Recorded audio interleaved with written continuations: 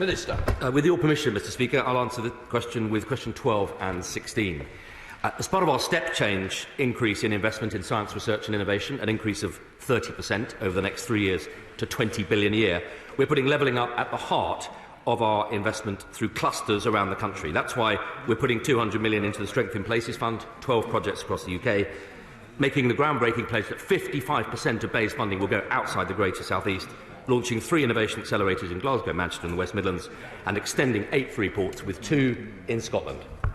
Aaron Bell. Thank you, Mr Speaker, and I thank the Minister for his answer. In Newcastle-under-Lyme, Keele University plays a substantial role in levelling up North Staffordshire for its work with local authorities and its Keele deals addressing economy, health, culture and social inclusion.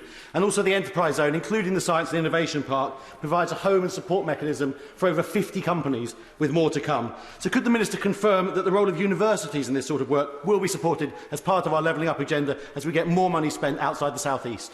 Minister.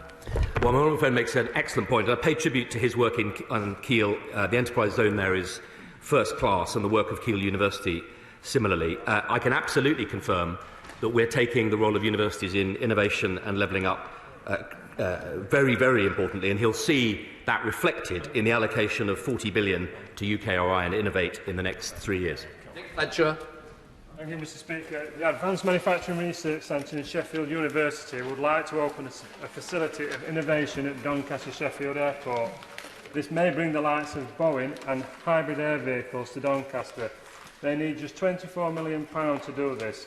I have met with the Minister before on this subject and would like to ask if he will come to Doncaster and meet with all stakeholders to see if we can get this project moving forward and let the real levelling up begin. Minister. Well, thank you, Mr Speaker. I pay tribute to my honourable friend the member for Don Valley because this is the 3rd time he's raised this with me.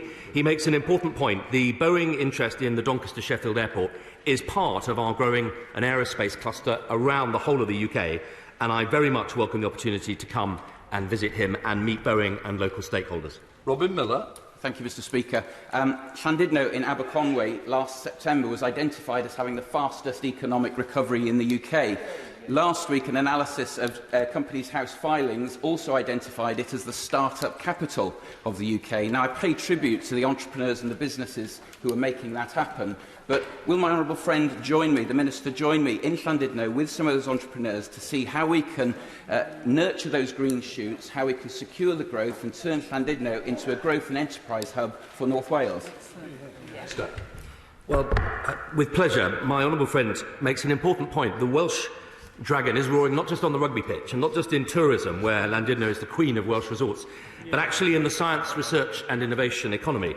The North Wales Energy Corridor, the South Wales Life Science Cluster, the plant health at Aberystwyth. Wales is a science and innovation engine which we intend to support. I pay tribute to his work on it, and I look forward to visiting the Llandudno cluster as part of our work on supporting clusters around the UK.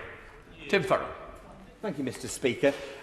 The Minister may be aware that many rural parts of the North feel that levelling up doesn't really apply to them, but of course it must, and it should.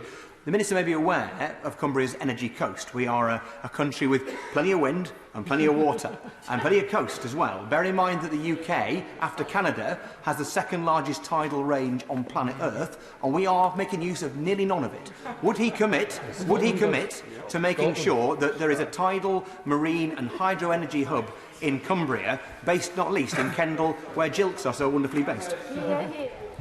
Well, I absolutely agree. As a rural MP, I don't need to take any lectures from the Lib Dems on the importance of rural innovation.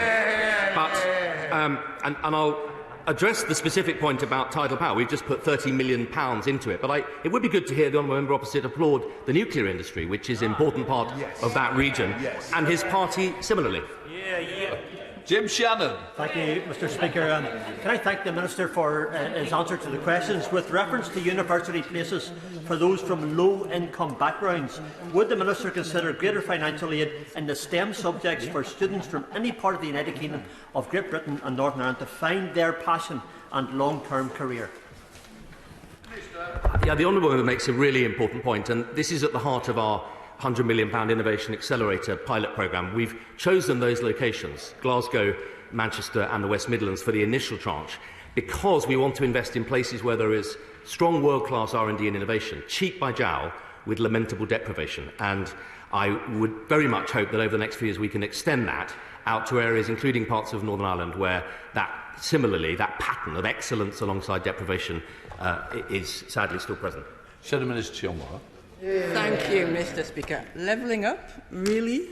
The campaign for science and engineering has shown that the proposals in the white paper simply freeze the current levels, the current proportion of regional science spend, with the golden triangle of Oxford, Cambridge and London continuing to receive the majority of public sector science spend. And when it comes to private sector science spend, London's share has actually doubled under Conservative governments, because they won't give our towns and cities the powers and investment they need to build strong science economies. So, will the Minister say whether the proportion of public science spend going to the regions will actually increase as a consequence of the Levelling Up White Paper, or is this just more broken promises from the Department for funny numbers?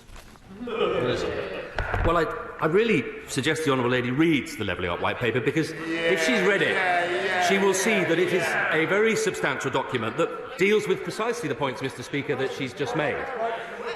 I'll deal with the specific question she's asked, but it deals with devolution, it deals with extending investment around the country, and that's why we've made a pledge that the party opposite never made, by the way, a pledge to increase R&D spending outside the Greater South East.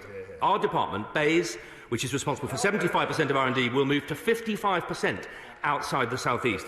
But the point she misses is you don't level up this country by destroying the Golden Triangle. You level up by building the clusters, moving from a discovery economy to a development economy. And as a member for the North East, I thought she'd be applauding the phenomenal growth in the North East as a result of our policies. Yes. Mr. Speaker, obviously I welcome the targets to increase more through levelling up in our regions, but the thing that really matters isn't about what the government says in white papers, it's about how the money gets to those businesses, particularly in Rosendale and Darwen and East Lancashire more widely. Will the Minister commit to publish an easy guide for local businesses to work out how, through the innovation and through their own R&D, they can access some of this new funding? I just say, trash-talking levelling up by the opposite benches does not go down well in East Lancashire or anywhere else in the north, because we believe in this programme. Don't spoil it.